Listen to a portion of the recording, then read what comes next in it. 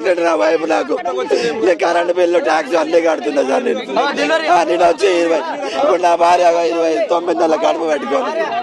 నేను ఎక్కడ పోవాలి సార్? నేను ఎక్కడ పోవాలి? నా దగ్గర ఒక్క రూపాయి కూడా లేదు సార్. నేను ఏం చేయాలి?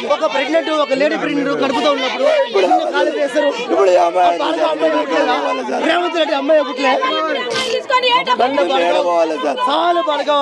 ఎక్కడ పోవాలి సార్? నా సొంత వదిలిపెట్టి డబల్ బెడ్రూమ్ పొమ్మంటే మేము ఎందుకు పోతాం సార్ అక్కడికి? ఎక్కడ పోవాలి? నా పిల్లల స్కూల్ చిన్న పిల్లగాడు సార్, 2 సంవత్సరాల పిల్లగాడు. ఇప్పుడు ఆమె ప్రెగ్నెంట్ ఉంది సార్. నేను పూలు అమ్ముకొని బతికేటోడు సార్. నేను నాకు ఏడుకలు వస్తాయి సార్. మరి పొద్దున్న లేస్తే 10 రూపాయలకి 20 రూపాయలు కూడా పెట్టుకొని అనుకున్నాం సార్. మరి మాకు ల్యాండ్ పర్మిషన్ ఎందుకు ఇచ్చారు సార్? అమ్మినోడు మంచిగా ఉన్నాడు, రిజిస్ట్రేషన్ చేసినోడు మంచిగా ఉన్నాడు. మీరు కొనుక్కున్న వాళ్ళ మీ బామీ నాశనం కావాలి. మరి అమ్మినోడిని అడుగురు సార్. మరి మాకు ఎంతో అంత ఇప్పమని చెప్పి రిజిస్ట్రేషన్ చేసిన ఇప్పమని చెప్పండి సార్. మాకు ఏం చేసుకోవాలి సార్?